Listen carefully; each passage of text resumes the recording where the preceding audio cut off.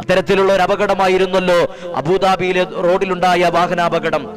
തിരൂരിലെ തൃപ്പനച്ചി സ്വദേശികൾ ദമ്പതികൾ സഞ്ചരിച്ചിരുന്ന വാഹനം അപകടത്തിൽപ്പെടുകയും ആ പ്രിയപ്പെട്ട ദമ്പതികളുടെ 5 മക്കളോളം ഏത് വാപ്പാക്ക് സഹിക്കാൻ കഴിയും? എൻ്റെ പ്രിയപ്പെട്ടവരെ, ഏതുമ്മാക്ക് സഹിക്കാൻ കഴിയും? നമ്മളൊക്കെ ആഗ്രഹിക്കുന്നത് എന്താ?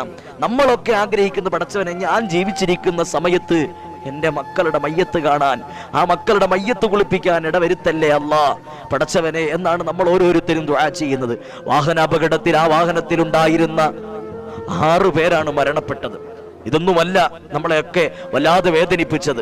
ഈ 5 മക്കളുടെയും മയ്യത്ത് നിസ്കരിക്കാൻ വേണ്ടിയിട്ട് പിതാവ് കൈയൊക്കെ ഒടിഞ്ഞ് പ്ലാസ്റ്ററൊക്കെ ഇട്ടിട്ട് ഈ മക്കളുടെ മയ്യത്ത് നിസ്കരിക്കാൻ വരുന്ന ഒരു രംഗമുണ്ട് എൻ്റെ പ്രിയപ്പെട്ടവരെ.